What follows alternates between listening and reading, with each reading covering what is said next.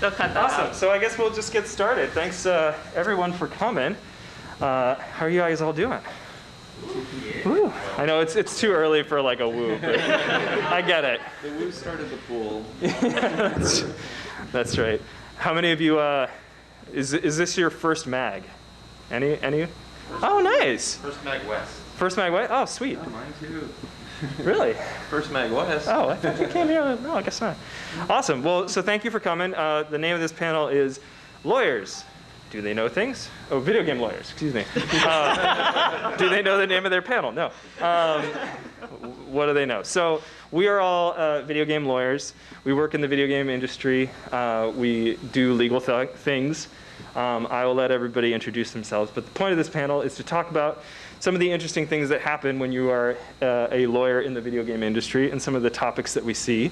And we also want to answer your questions to the best that we can. Now, I will preface this, as I always do, with our handy-dandy legal disclaimer, which is that we are not your lawyers, that we are giving our personal opinions. We're not going to give the any. I'm going to take my mask off, sorry. Our views are our own. We're not representing any particular clients. If you do need legal advice, come talk to us after the panel.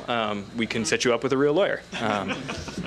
And with that, Riley, do you want to introduce yourself? Sure. My name's Riley MacDonald. I'm Associate Corporate Counsel at Capcom. Don't ask me any super specific Capcom questions. You won't get an answer. I used to actually work for Scott while I was in law school, and at Capcom I pretty much only do transactional things, which basically just means lots and lots of contracts. So I handle a lot of licensing, and I handle most of the esports related contracts and all the issues therein, and just regular day-to-day service agreements that are needed to run a company. I'm Scott Kelly. I'm mostly focused on patents and intellectual property. I'm with the firm Banner Wyckoff in Washington, D.C. Been there for 10 years. I have a background in computer science, and so I work with several game companies on how to patent their different innovations in controls and how the game play. Also an adjunct professor at American University in video game law, sort of newly this year. Nice, congrats. So I'm Joe Newman. I have been working in the games industry in some capacity for about a decade. So I worked for 3 years at Electronic Arts. There I was a privacy and consumer protection counsel. Then I was a year at Ubisoft doing mostly privacy. And then I was 3 years at a law firm called MAGWest, where did a bunch of work for a whole bunch of different video game companies. Now I'm at a small firm called Ties Law Group. We just specialize in counseling video game clients and other smaller clients.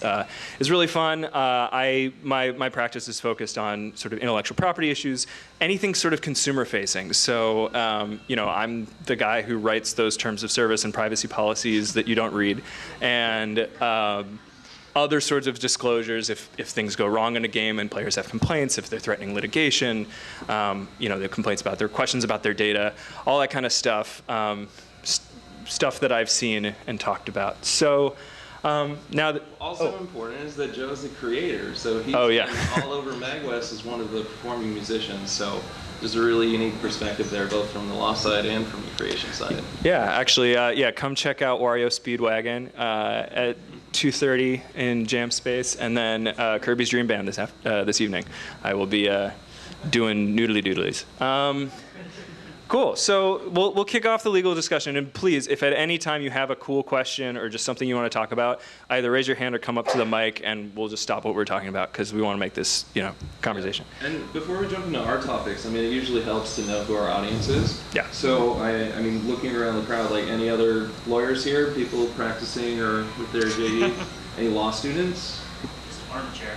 Armchair? Sure. That's where we start. Any developers? Right on. Any musicians who put out? Cool, awesome. And game enthusiasts. Oh, okay, good. That's the easy one. That's how we tell if everybody's listening. All right, so kicking it off. So one of the things that as lawyers we do a lot and is engage with our community of players. Games are an interactive medium. Unlike TV or film, we're constantly interacting and conversing with and managing expectations around our community. So I'm gonna throw this to Riley a bit. So how does not necessarily Capcom, but in general, how do the companies that you've seen engage with their community and from a legal perspective? I think one of the really important aspects of a relationship between a publisher and the community is kind of supporting the creator community who plays the game, because not only are you helping to create a community within that with streamers, YouTubers, etc., but that's helping to keep the game alive. It's helping to bring more people into the game. It's helping to build nostalgia around a certain IP and series of games, so that when the sequel comes out, there's a group of people excited for that sequel who are then going to buy the game. So it's in everyone's best interest to just make sure that the game is enjoyable and that there is content around that. And part of that, as far as the legal side goes, is just making sure that content creators can actually put out, a little questionable with the booms here, given we're in California. Yeah. Yeah, it's fine. No fire alarm. But making sure that creators can safely put things out on YouTube and Twitch without having to worry about, DMCA takedowns or copyright strikes on their content when, they're just doing a let's play or a commentary or something that is beneficial to everyone, and they're doing it in such a way that it isn't this hugely problematic thing, such as actually putting out a video policy and just publicly saying, hey, if you guys just follow these rules of don't do anything insane, essentially, while you're streaming the game, and you have fun doing it under these certain parameters, you can know that you're safe and the publisher isn't going to put out any, takedown claims, etc. Yeah. And yeah. Well, I think that's a really good point. So one of the things that is a common misconception, I think, among non-lawyers is that when you are streaming a game or you're making a video about a game, you're making a derivative work. You're going to use the footage. We can talk about fair use, but generally speaking, 99 times out of 100, what you're doing is copyright infringement. And that is okay. Because in a lot of situations, the brands who create this copyright are okay with it. So it's not necessarily non-infringing, it's just what we call a permitted use. And what is sort of tricky about that, in talking about managing expectations with your community, is that a lot of people think, oh, if they permitted it, they can't change their mind. Or, that means that I can do whatever I want, or that this is, public domain. And, it's a really important sort of takeaway to remember that what you're doing is sort of only okay if the brand who's created the content is okay with it. Yeah, I think it's one of the most interesting areas because the law makes a lot of this stuff enforceable. You can shut down somebody who's making t-shirts or a fan convention where people are playing covers of music and that sort of thing, but people don't want to shut that down. That's killing your community, that's killing free marketing, that's killing people who are enthusiastic about your product. So a big part, I assume, Riley, of your job and also just of everybody in this industry is trying to find that right line of don't be insane. You can't really write that into a contract. So your contracts might... I was summarizing. Yeah. Is that right? But yeah, it's about finding the line and being reasonable in enforcement, and we see examples where people go too far. I had a question on that permitted use thing. Sure. So outside of streaming, I know that old school games have been playing games for a really long time. There used to be maybe a little bit more engagement of mods and custom creation, Halo's Forge or GTA series. Everybody's always been on it forever. How does the relationship work with permitted uses, either for non-mods but using creation tools that the game itself puts out, or with mods or anything like that? Is it, if it's not published or not being streamed, is it kind of different than if they're publishing the result of that content or sharing it? That's an awesome question. So I will tell you, so I've counseled a lot of clients who have like big UGC components to their games. And the way that it typically works, everyone is different. You know, I know nobody reads the terms of service, but this is laid out in the terms of service. Most of the time, if you have a game that allows you to create, you know, set parameters, like do a create a character, where it's just, you know, you're using the tools that the game has given you, that's just going to be a derivative work, and that's going to be something that would be fully owned essentially by the game that made it. Now, they may permit you to share it, and you know, they may have tools that do that. There's usually a distinction, not always, but there's usually a distinction between games that allow you to upload your own content from outside the game. So like a game that allows you to upload your own music, or you know, pictures, or chat if you're talking about like, you know, people who share photos and, you know, social features. Usually it would be very weird, and in most jurisdictions unenforceable, for the company to then own that content. What they instead do is they say, you give us a license to that content. It's still yours. We won't prevent you from using it outside of the game. You know, we're not going to claim ownership to it. But you are giving us a license, meaning that we can do whatever we want with it as well. One of the big distinctions in copyright law is the difference between an assignment, which is I gave you this thing and I don't have it anymore, and a license, which is I'm giving you permission to use this thing as well as me. Oftentimes having a license is pretty powerful, particularly if it's an exclusive license, but usually the game companies only need a non-exclusive license to do what they're doing. I think another really good part of your question was about mods, sort of rather than using the content creation tools in the game itself, but instead really changing how the game works. And we've seen really beneficial mods where people fix problems in games that, you know, companies not supporting or whatnot. But we've also seen a trend towards companies wanting to sort of lock that down and monetize that themselves. You know, there's a lot of different and really complex legal issues around that, and around whether or not copyright will let you do that. But then we also see cases where, okay, well, it's no longer about copyright, it's about the DMCA, and now you're bypassing some sort of control in the game that's trying to prevent you from doing that. So there are, unfortunately, a lot of like thorny legal issues there, but certainly there's also a lot of value to be seen. So it's an important topic for the community, but one there's not a great answer for it. Yeah, I think that's a good segue into just sort of copyright takedown policy generally. But before we do that, I do want to ask, you know, Riley, if you're comfortable talking a little bit about Capcom and how it is, you know, moving the community organizing thing forward. I think she's doing some cool stuff. So if you feel like you can talk about it. We have some public-facing things I can talk about that are for the community, actually. So as far as, does anyone here like esports? Anybody here play esports? Nice. What do you play? I play, of course, the 2Ks and sports games and things like that, but also I'm a high school teacher that's getting ready to, I heard, to be a coach for an esports team. Oh, right on. Cool. Which is pretty neat. Very cool. I used to do the MOG stuff like Halo 2 and 3, some of my stuff. So. Right on. Very cool. Yeah. So Capcom also has a community license for esports. So there's the main, you know, Street Fighter League, Capcom Pro Tour with all the, you know, pro players, you know, and that has all the agreements with the teams and the players and everything going into the professional tournament. But then for small, you know, community-based, you know, kind of grassroots tournament competitions of just, you know, regular people who want to compete, you know, somewhat casually in a really small tournament, we also just have a free community license with all the terms available online, where if people want to just host a tournament for free without having to, you know, pay Capcom money, you can just go and, you know, sign up and follow all the terms, which are, you know, pretty reasonable, and boom, you have a community grassroots esports tournament, which is really great. So it's accessible to, you know, just regular people wanting to just play on a weekend or play casually. So instead of only watching the professionals on Twitch, you can do it yourself, which is, I think, a lot of fun.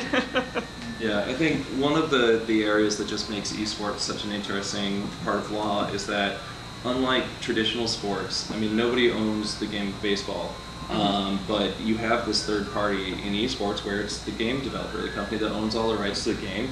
You can't be streaming your tournaments or really even hosting these sort of events without some involvement from the publisher, some sort of acquiescence. So everybody who tries to draw a lot of analogies to traditional sports, you've always got to adjust a little bit to take into account that there actually is this rights holder who kind of has the final say on everything. Yeah. And Sorry. Go ahead. You had a question? No, that's fair. Oh. Sorry. Oh, we do have a question Got a there. question. Yep. I was wondering, with all the talk about, takedowns and everything else, to what extent is selective enforcement a thing? Where, like, I don't know, I'm not a lawyer, obviously, but it's just one of those things where it's like if there's widespread violation, right? But then like only a small set of folks actually get, like, only a small set of folks get prosecuted or That is takedowns and so on. Like, is that now a defense on the other side of like, well, why are you targeting me specifically? It's like we planted him for that. Yeah. So that's the perfect segue. So yes, that's exactly right. So we teed up in the beginning that like copyright is very it's very clear that if you make a derivative work of somebody else's work without permission, that's infringement. And we live in this really weird world of the internet that was obviously created after copyright, and so much of the internet is infringing content, and that nobody cares, right? And so when you have this weird, wild westy kind of world where there's so much infringing content out there, people do have to be selective in the things they take down. You can't take down everything. It's the whack-a-mole effect, right? You can issue hundreds of thousands of takedowns, and then that stuff will just be up there again under a new name with the new user. And so, there's a legal regime called the Digital Millennium Copyright Act. We can go into the specifics if you want to nerd out, but like, the idea is that the onus is on the brand to take down the things they don't like.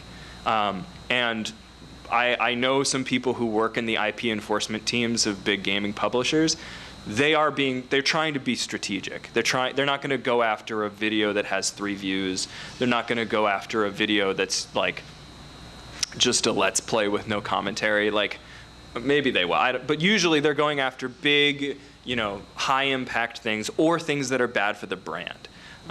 So things certainly. There was a case a couple years back with the people who made the game Firewatch, and they took down PewDiePie's stream not because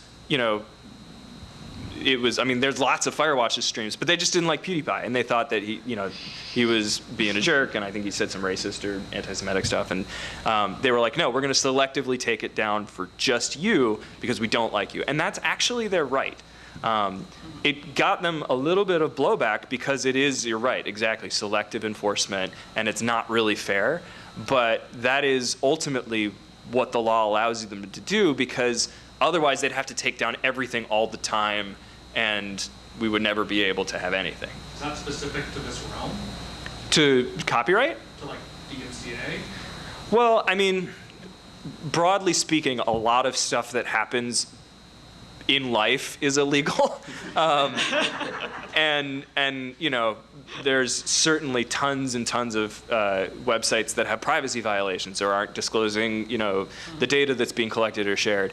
And again, it's like, if you are in the position of trying to make the world a better place and trying to fix these problems, you do have to go after the big fish and to go after the most impactful cases. Yeah, I mean, I'm not aware of any precedent where, if you go after a particular person but somebody else is doing the same thing and you didn't go after them, that worked as a defense. I mean, certainly as we're talking about this, I'm thinking about like speed limits and how That was everybody exactly goes what I was 10 miles thinking. over. Yeah. So, I mean, certainly if the government and the police are selectively enforcing their speed limit laws for impermissible reasons, that's going to be a problem. And I think you can see if a company were to do the same thing, it could be really bad press, but I don't think anything about it would be illegal. If there was a selective takedown and the person tried to mount a defense based on like discriminatory means, would that be a legal defense for that case, or would they lose that case but then have a follow-up civil case where they could seek damages or something? Probably not. I mean, I don't want to be too, overly general, but usually like a rights holder can pick and choose. And even if they pick and choose discriminatorily, like that's kind of their right. Well, I figured it may not be a successful defense against the actual infraction, but if the person had like lost wages or something. Yeah, but again, it's like you would have to make an argument that this person harmed you in a way that was like unreasonable, and you're Violated some law, yeah. Yeah, like I don't owe to do, like as a content creator, if you do something with my work, I don't owe you any sort of duty of care or any sort of duty to treat you fairly. Like if you took my work and I'm going to take it down, So, I mean, I haven't, not to say that there isn't a case to be made for like really clear, discriminatory, malicious, there is a, provision in the DMCA for like copyright misuse. And there are definitely people who have tried to use copyright as a way of silencing criticism. And fortunately, there's laws within the copyright regime that allow you to contest takedown notice. So it's not that you're necessarily suing someone for being malicious. You could just say, no, actually, this was fair. Like I should be allowed to make this use. To publishers and what they choose to take down, I think as far as transparency goes, that's where it's nice when publishers have put out criteria for which it's okay to, stream or co-stream or make Let's Play videos, because you know what you have to follow and what is unacceptable. So you know what to expect, and you have kind of a heads up of if you go outside of these approved, parameters, you might get a takedown notice. Sure. Has there ever been like a mod that the company doesn't like and that they ask to like not be used? Project M is a good example. Yeah, Nintendo loves to, Nintendo's not big on the modding scene. And then like even in Minecraft, which has been pretty mod friendly, there's certain mods that, Mojang was just like, no, I'm not gonna have, mods with, I think it was, paid cosmetics, or I don't know. There's certain mechanics that they just decided as a matter of policy, we don't want this type of mod in our community. A lot of time when the mods are being monetized, I think that's when publishers are more likely to see it as an issue, because it's one thing for it to just be free and kind of contributing to the community. I think a lot of publishers might look the other way and just go, okay, this is good for the community. But if someone's making money off of that and charging fans money for those mods, especially when they're charging a lot of money that's almost the price of the game in the first place, then that almost seems like those people are taking advantage of the players, and I think a publisher is probably more likely to try to step in those cases. Yeah, I mean, nowadays we like to think of mods as these different things that change how the game works and can improve different parts or add new experiences and stuff. There's a whole nother realm of mods, which is cheats, right? And so in multiplayer games, if you get an unfair advantage through your aimbot or whatever, whether that's a mod or an add-on app, like there are problems with that, and that can really hurt other people's experience. And then, like it or not, people have found ways to monetize single-player games, and so mods that help you sort of remove some of the game maker's intended approach, that can be objectionable to a game maker, and they have rights that allow them to sort of take action there. Yeah, and in terms of like, what would be a developer, a publisher's motivation for taking down an otherwise, benign mod or fan game? I mean, sometimes it's bad for the brand. Sometimes they are planning to release their own version. So like another Metroid 2 remake was a game that got taken down by Nintendo, and a lot of people were like, "What gives? We haven't had a Metroid game in forever." And then months later, it's like, "Oh yeah, no, we had a Metroid game in development." And there's no way to sort of predict that other than just that is. We end up coming out probably a little bit pro-publisher here, but like, yeah, like if you were spending like tens of $millions creating a Metroid game and somebody just put out a free Metroid game that's competing with you, and it's not theirs, so we tend to be pretty protective, or at least we can empathize with the publisher who wants to prevent that from happening. If Sam was on the panel, he would be he's very adamant about don't make a fan game, don't, like, just brand it yourself, like, use your original characters. Yeah, we'll take the question in just a second, but just to step back from the exclusively pro publisher side, Sure. I think it's also important to just note how much amazing stuff comes out of the modding and the fan community. I mean, you bring up the example of another Metroid 2 remake. I mean, they added a multiplayer mod, and you could play multiplayer Metroid. It was the coolest thing ever. And, like, watching speedrunners play against each other, it was amazing. But at the same time, they had all this creativity, they had all this development effort, but they also just put it into somebody else's creativity, the universe of this character that people know and love, because somebody invested a lot, the company invested a lot in building that lore and putting out a great game that made people fall in love with Samus and the planet she's on and the enemies she fights and everything. So there is a lot of balancing act there. There's so much good that comes out of this development, and frankly, that's how the entire games industry is built, is on people who kind of copied something but changed something, because it's the language of games.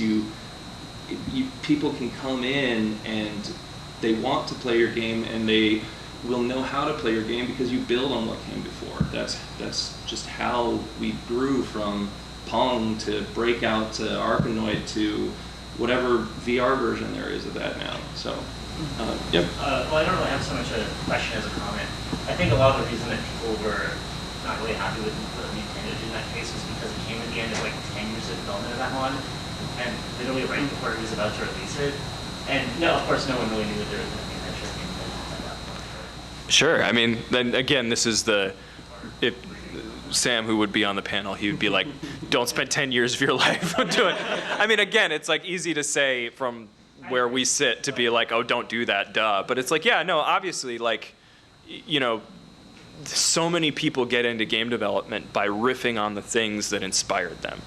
Yeah. And there are, one of the things that, we really recommend doing is if you are a developer and, talk to a lawyer. There are ways to make a Metroid-like that is not using Metroid. Like, I like the example of like Freedom Planet. You guys know that game?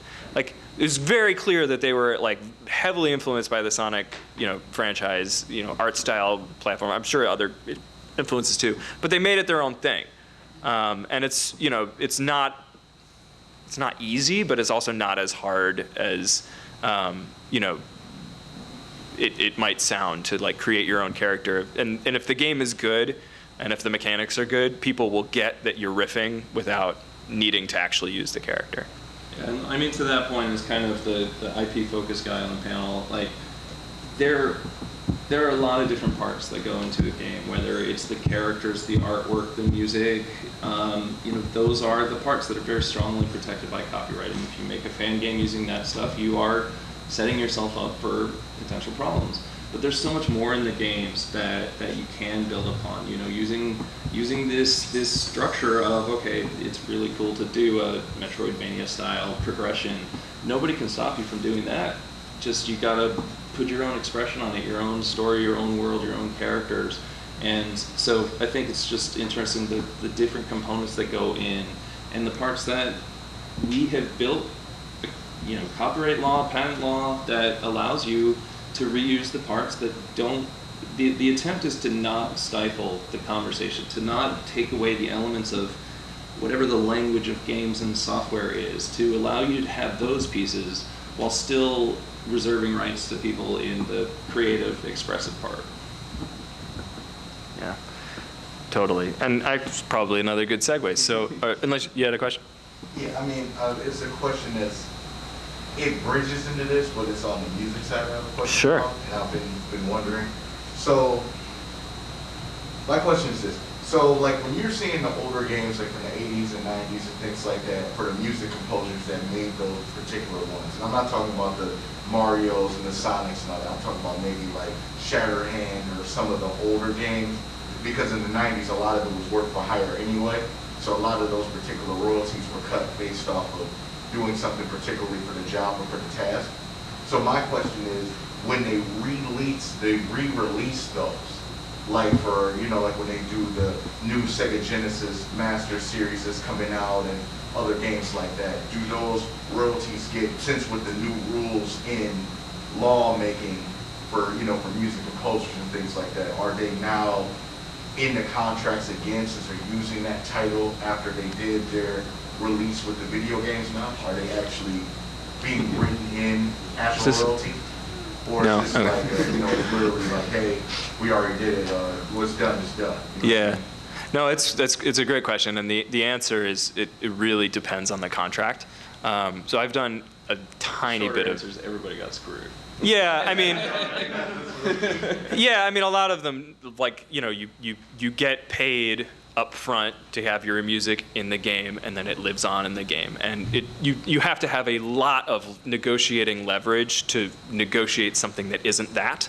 And, I think we just saw it actually with, wasn't it? Yeah, it was with the Sonic Origins or whatever, the Sonic Origins, where they didn't have the rights to the source sound files or whatever, and there was some licensing issue. I think maybe it was because Michael Jackson was involved or something, but like there was some sort of licensing snafu, and so in the release they didn't have the original music, and nobody likes that. So it's like again, I'm gonna sound really pro-publisher, but like the negotiation was they gave him Moonwalker for the movie thing, because back in the 80s it was like everybody got a television show, a box of cereal, and action figures. Right. Like Right. they made a whole merchandise deal. But I mean, then compare that to a game like Crazy Taxi, which had a licensed soundtrack, or like the Tony Hawk series. Like those people, when they made the Tony Hawk re-release, those artists got paid again. Like, they had to renegotiate it. That was probably something that was part of the budget for making the remake. I mean, again, I'm speculating. I don't know what the contracts were, but usually when you're licensing a song for your game, it's going to be a more favorable terms to the musician because the music already exists. We just want it, as opposed to this is music that we're creating.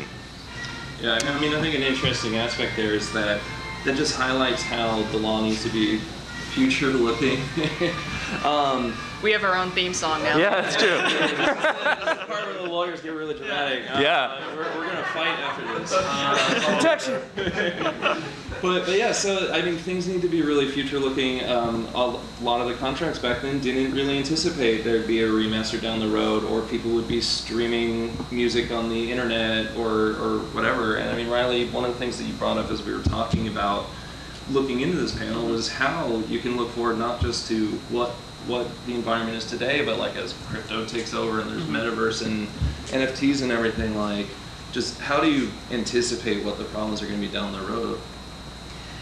I think it's impossible to fully anticipate it, but if you do start looking really far forward as you're writing a contract, you can try to be either as confined or as expansive as you need to be in your definition as to how you're going to license something or where you're going to allow it to be licensed in. So you can define it via the hardware, whether that's PC or consoles, etc., and hope that you get, everything that might exist in the future.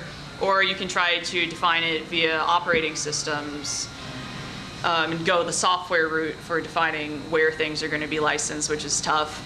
But then looking at the metaverse, I mean, right now, the graphics don't look great. We're a long way away from Ready Player One. So that's kind of where I'm envisioning it eventually being in my head as I'm considering whether or not, where we're going to license things, et cetera. It's like, okay, that's theoretically where it could be. I hope that happens, before I'm super, super old, because I would really like to play that.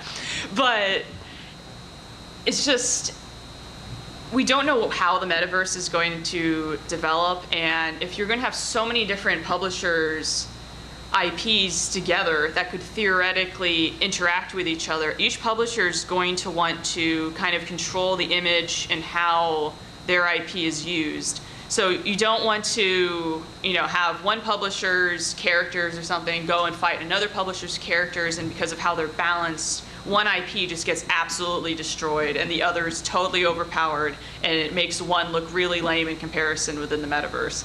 So there's going to be some kind of, I guess, debate on how do all these different IPs interact in a way that everyone's happy with it, or whether they don't allow interaction between the different IPs because maybe they don't sync up in a way that is how a publisher wants their IP to be presented. So that just brings in a whole lot of issues of how is a metaverse going to be integrated when there's going to be so many different players who want very specific things and limitations and requirements. Yeah, I mean, Riley's underselling the difficulty and the coolness of what she does. I mean, it is really, really hard to get two different IPs to play nice. That is arguably why we have so much consolidation. It's so much easier to just buy the company that you want to use the IP of, so you can do like a Warner Brothers and get LeBron James fighting Bugs Bunny. Like, it's easier because you don't have to negotiate, and negotiating is hard. And you know, one of the major triumphs of the last generation is Super Smash Bros. Ultimate, because think about all the lawyers that had to be involved to get that IP to play nice, right? Like, they all had to, multiple levels of approvals for every character. They had, I don't actually know what the terms are for like revenue share, and like obviously somebody's getting paid for having Sora in the game, and so yeah, I mean, I guarantee you the people who do the licensing for Smash Brothers spend a lot of time at their jobs. It's hard. I just want to come back to a point though. I mean, we talk a lot about what the law doesn't allow and what people can stop, but people do want this sort of creativity and community foster. So I mean, there's also a drive to like make that happen when it is the fourth game and it is this like just great celebration of like video game culture. So people are incentivized to make that happen. I mean, that's something that I know different game companies, and Riley and I were talking about this before, deal with all the time.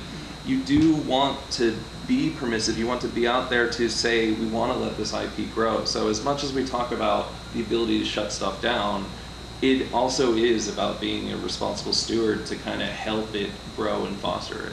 Yeah, absolutely. I mean, we are not litigators, as you can probably tell. Like, a good chunk of lawyers are essentially deal facilitators. Like, we want to make stuff happen. We want cool shit to happen. We look good when cool shit happens. Everybody wins. So it's really about like, how do you do so in a responsible way? Sorry, you had a question? I had a question that kind of throws back, but also maybe ties into the metaverse question. I already know the answer. It's going to be it depends. But oh, you've been to a lawyer panel before. So when you're talking about don't spend 10 years developing somebody else's content. You can make a Metroidvania that's not Metroid or Castlevania. I'm a little curious because I'm familiar with like patent law for design patents, and I imagine if there's a software thing you're doing in your game, you might be able to patent that. But if I make a game that's like Sonic, but it's a gerbil, but he still does the spin launch thing, like, is that part of his character and therefore his trademark? Can you patent a mechanic, or can you only patent like the software backend that's allowing something to happen on screen? And when we get to the metaverse, like, if I make a bike in the metaverse, can I patent the image of the bike or the action of the bike? Okay. Right? Like, that's going to be really strange. Excellent question. Yeah, and these are the questions I'm born for. All right. Yeah. The patent side, that's my bread and butter and focus. So to your sort of initial question about my gerbil that does spin dashing. So that's not very likely to be a patent idea, because that's not really, that's more expression. The mechanics of what happens is, character charges up and then dashes forward. It doesn't matter that they spin or they are a marsupial or whatever. That's more on the character side, which would be copyrights and trademarks. But on the patent side, certainly if there is a technical problem that is solved, patents only care about technology. They care about what is hard for technology to do, what is hard for a computer to do. So if there is a game mechanic that has to be implemented in a really cool way in the software because there's something that's not straightforward about it, then that becomes patentable. If there's a game mechanic that controls how players interact with the game and overcomes this shortcoming in technology in a cool way, in a novel and non-obvious way, you can patent that. One of the games that Riley and I have both enjoyed is Dying Light by Techland. And so that's one of my favorite go-tos for patents, because we worked with Techland to patent a mechanic in that game, whereas for anybody who doesn't know, it's a game where you're in like a bombed out city full of zombies and you basically just do parkour the whole time. And That's what I'd do. Yeah, that's exactly what I'd do. For like 30 Zombie seconds until I apocalypse. die. Make sure I broke my ankle Yeah. immediately. Yeah. But what's cool about it is that's to get free-flowing natural movement. I mean, it takes people years of training, and it's really hard. And in a game, you have a D-pad and buttons. Like, how do you say, I want to put my foot here, I want to slide under this, I want to grapple up there? So what they decided is, okay, well, we'll just work like a mind, and we'll just be constantly looking around at what's the current cool shit you could do. And then there's just a button that is do cool parkour. And so we were able to work with them to sort of describe how that works in the game. It's constantly doing like ray tracing in front of you and seeing everything in front of you and calculating a score for like how suitable is this for parkour. And then when you hit that user input of do cool shit, you slide or you grapple or you like hurdle something. So that's where like the patterns come in. But on the notion of if you're spinning up and can you use that, that comes into the area of characters, which is much where trademarks and copyrights. Yeah. Is And that that's kind of the blurry line of like, is Sonic Sonic because he spin launches, right? Or is that something you can get a different character to do without infringing? Right. So I'm gonna get real nerdy. So we'll put aside the trademark stuff because trademarks it's really rare to have like a character action be a trademark. Trademarks are more about like goods and services. But let's talk about copyright and the copyright in a character. So great case ruling like so we've had the courts weigh in on like what is a copyrightable character. So for instance, James Bond is a copyrightable character. He's just a dude. He looks different in every iteration, but he has certain character traits that are always the same or like close to the same in every iteration. He's a trained spy. He's really good with the ladies. He likes his martinis shaken, not stirred. He drives fast cars. He has cool gadgets. Like that concept of James Bond as a character, the courts have ruled is protectable. So if I wanted to create a character named, Jim Boone, who is a super spy who works for MI6, who, that would be infringement. What is really interesting in the games context, and I said I was going to get nerdy, so just strap in. They have a thing called the abstraction filtration comparison test. And I'm going to throw a lot of legal terms at you. So there's a concept called sains-faire. It is a French term that means literally scene that must be done. If you are doing a heist movie, for instance, there is an assumption based on that genre that you're going to have a couple of certain scenes, right? There's going to be the scene where you assemble the team. There's going to be the scene where something goes wrong and there's a double cross. There's going to be, Car chase. Exactly, yeah, car chase, exactly. So the courts will be like, okay, we're going to look at these two things together and we're going to abstract what's going on. We're going to filter out anything that would be sains-faire. We're going to filter out, okay, well, in your example, a gerbil who's spinning fast. And so, okay, it's probably sains-faire for a platform character to be able to move around in 2 dimensions and jump and potentially to go very fast. Is it necessarily, does it flow from the concept of a character moving fast that they would curl up into a ball and do a little spin dash? Maybe not, right? And so that is where you are left with, oh, maybe this is too similar. Maybe this is, again, you have to do this holistically for the entire game. And I'm doing this right now actually for a client where it's a potential cloning case. And you have to look at really, really detailed, like every aspect of the game. Is it substantially similar holistically across all of these elements? And you have to, at each stage, filter out the things that would be either genre required or in the gaming context, mechanically required. Right. So that's an even... Your dashing is protected because you don't want to prevent people from making games. Exactly. You don't want to be the one who owns spin dashing, right? That's not a... We want to make other games that allow for accelerated movement, right? And if the level design requires speed, then it makes sense to have a mechanic that allows you to build up speed. So it's very, very complicated and difficult to do game cloning analyses for that reason. Is so much of what goes into game development is more functional than necessarily like creative or expressive. So that was a really long answer. I'm sorry for talking so much. And if you create a mechanism that uses a physics engine. So spin dashing doesn't have to obey real physics, it's all sprites, right? But if in the metaverse, I make some device that people like to use, and for whatever reason, let's say, it wouldn't make sense to make it in real life, but it's very amusing in metaverse. Is that eligible for like a traditional design patent? Because it's using physics, but not in real life, even though like the analog is the same? It would be a design patent. It would not be a design patent. The reason being design patents are by definition non-functional. So the notion that, okay, well, I'm trying to make this more realistic and behave according to gravity would not be in the design space. The question would be, could it be a utility patent, which is more focused on functionality and how does it work?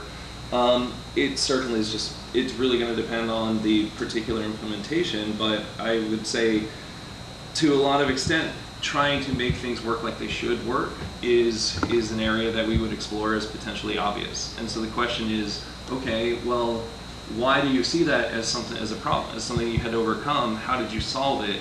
Is the way that you solved it just the way that anybody would solve it? Or did you realize that actually it's really important that we do part of it on the user's computer and part of it on the server because this thing? Mm-hmm. So patents are very much in the weeds on the specifics of what was hard for a computer to do this. And I would say the other parts of IP probably wouldn't provide any protection at all for that. Yep.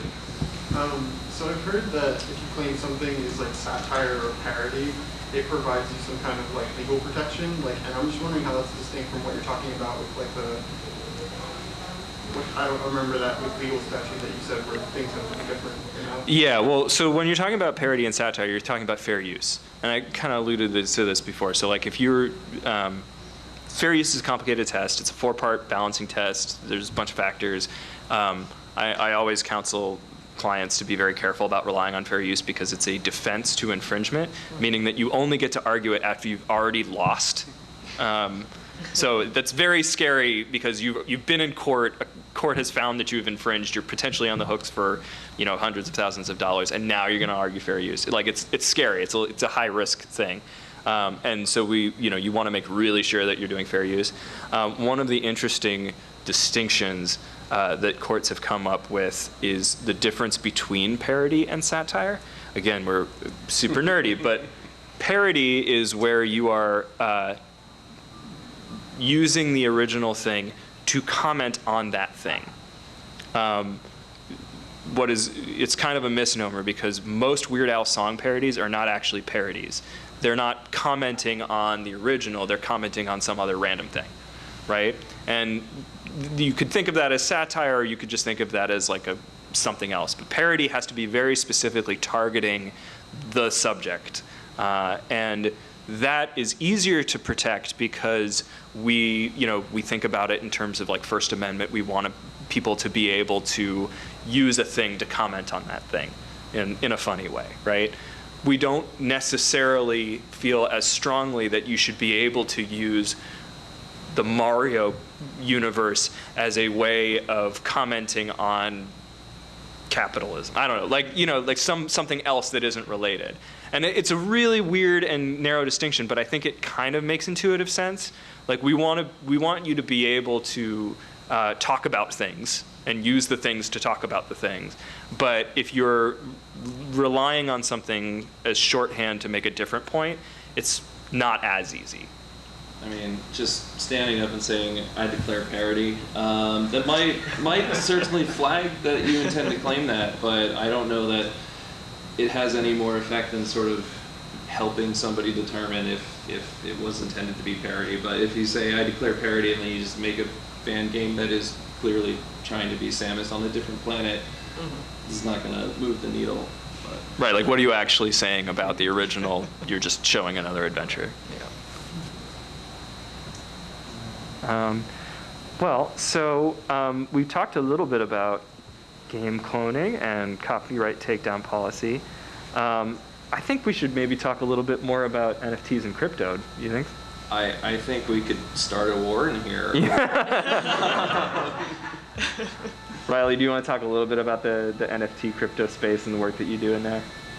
Or at least the things that you're I haven't done a whole lot of NFT or crypto work, quite frankly, which might be a little bit of a saving point for me because that's just a whole can of worms. Yeah, Well- I mean, it's an interesting area.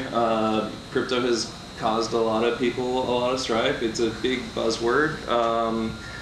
There are good points and bad points, and a lot of them are seen negatively. But I mean, I think there are some really interesting aspects to the technology.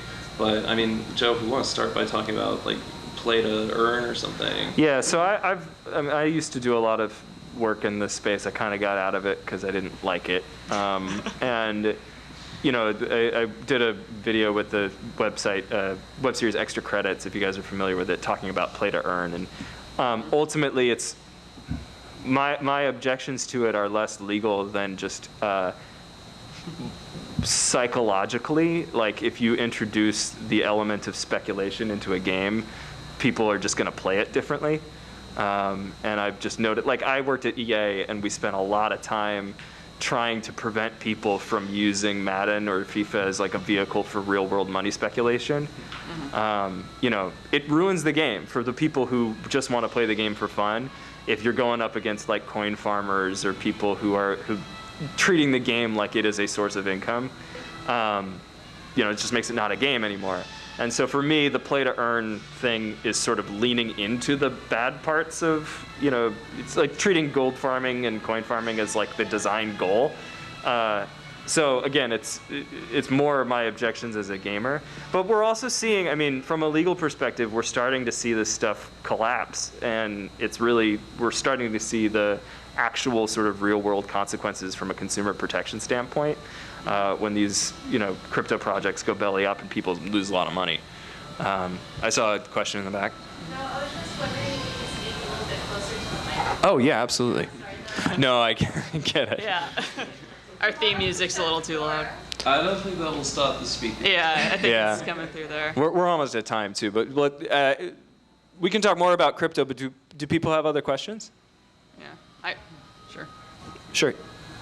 I had a question regarding like legalities when you're dealing with in-game behaviors by players. If you have games where players can interact with each other, whether it's an MMO or other style of game, if you have, you know, two people interacting where the person on the receiving end of the interaction, the country they're in, that interaction is harassment, but the country of the person who initiated the interaction, it's not considered harassment.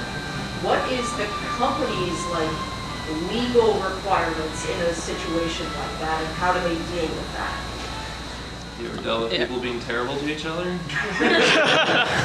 A lot of that doesn't even have to get to the point Here, go of looking at closer to the laws because it.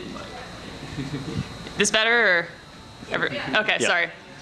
So you don't even really have to get to the point of having to look at laws because, you know, back to what Joe said with the terms of service, publishers do expect a certain, you know, level of decency in your conduct, especially in a multiplayer game. So even before it gets to the point of did they do something illegal, that's very clearly going to be against the terms of service. So that's when you start getting player bans, or in esports, if you violate the terms of service or, you know, a code of conduct that a publisher has put in place, then yes, you can expect to be banned because that's not helping the community, and because you are subject to those terms of service or the code of conduct that you have agreed to in order to play the game or be an esports player, then it's well within the publisher's right to, you know, ban that player for being a bad person who's ruining the game for everyone else. Yeah, I think you'll almost always see game companies go a little bit further than what the law requires, because in your example where it's harassment in one country and not in another, I mean, if the company turns a blind eye to something that is illegal in some country, well, eventually that country is going to take action against the game company. So I think you have to look at it as these virtual worlds really are worlds with their own laws, and the government is the game company who owns the rights. They can turn your game off for whatever reason that they want. Yeah, I mean, this is a very complicated issue, both from a legal and a policy perspective. I sometimes get questions about it. And like, you know, there are certain countries that have pretty back-asswards laws, right? And, you know, I've had to counsel companies like, do we really want to release this game, make this game available in Russia? or in China. I was counseling a game company. They're like, well, we have this game. We want to make it available in China, but our game allows LGBTQ players, and that would be violating the law in China, right? To depict that, we could get, in trouble. And this was a big company, and they were like, yeah, we're going to roll those dice. Right, and actually, we saw EA do that very publicly with The Sims. They were like, no, we're just going to let you people be gay, and if you want to ban our game, that's your problem. And it's actually like it's kind of a flex. Like I kind of admire that. But you could, there are definitely companies that have gone the other direction, and sometimes China's too big of a market. So, even the biggest companies in the world will censor things for the Chinese market, which is a bummer. But yeah, it's not a very, it is a lot more fractured. A lot more is happening behind the scenes when you play an online game to match you with people of a similar geographic location, jurisdiction, set of values. And it also kind of makes sense. You don't want to talk to somebody in Russian when you're playing. I think we have time for one more question. In the back, yeah. So there's been a lot of talk recently with some of these gaming commissions from other countries talking about loot boxes and how those. And I know there's a lot of different stuff happening between different countries and how their gambling laws are written. But I know, and I believe this is all three of you practice law here in the United States. Sure. How exactly does U.S. law apply to loot boxes? And our companies have a lot, I guess, a potential liability if you do have somebody who comes forward saying that they have this like addictive personality disorder, they spend all this time gambling on loot boxes and let's say FIFA. Mm-hmm. If you work in electronic arts, I'm sure this has come up. Yeah. So. There's still like legal exposure. Sure. So I'll take it, and you guys. So in some countries, they have made the determination that they are just straight up gambling, like in Belgium, and they turn them off in there. In the U.S., generally speaking, gambling is a different. It's like gambling is its own law. Each state has its own gambling law. They date back to like the Pilgrims or like old religious law. They're vice crimes, right? There are laws that were passed to protect people from themselves. The line that was drawn in most gambling laws is that you need to have three elements: consideration, chance, and a prize. So you need to put something up, like an ante, that you're going to lose if you lose. There's an element of chance in determining who wins, and then there's a prize with something of real value. Traditionally, in the U.S., most courts who've looked at the issue have said, there's no real prize here. You're just playing with play money. Like you're putting in real money, but you're not getting anything of value out. Of course. Why are people paying $1,000 for something with no value? Well, Yeah. the idea is you can't sell it. Of course, if you have NFTs and play to earn, that drastically changes the risk analysis. And we've counseled a lot of people being like, yeah, you can't have loot boxes in your NFT game. Because that is gambling, right? That's exactly the speculation that these laws are trying to protect against. I think the point that you made about people with gambling disorders, I think there's a separate issue apart from the gambling. And remember, the U.S. has a lot of laws, and there are specific laws about consumer protection, practices that are unfair or deceptive, preying on people's vulnerabilities, obscuring information from them, using their data to target people who are vulnerable. All of these things are potentially actionable even if they're not gambling. So I think that's one of the distinctions that I always talk about when people talk about loot boxes. They don't have to be gambling for them to be problematic legally and ethically. I mean, I think it's a great topic to end on just because it has been something of focus for so long, and it's important to kind of look at where we are, where we're going. You can look at the international stage to see that, but I mean, Riley, one of the things that you studied in law school was loot boxes, and I mean, certainly we've seen a lot of growth there, right? Both in games, but also in attention. Yeah, in August 2019, the Federal Trade Commission actually had a workshop, I think, titled Inside the Game, that was specifically about loot boxes. So if you want to go back in time a little bit and see how the U.S. is specifically looking at potentially in the future addressing loot boxes, all of that's available online. Sweet. So thank you. We are at time. Thank you so much for sticking around. Thank you so much to my panelists, Scott and Riley. We'll be around kind of milling about if you want to ask us more questions. Thanks and enjoy the rest of your mag. Thanks, guys. Great.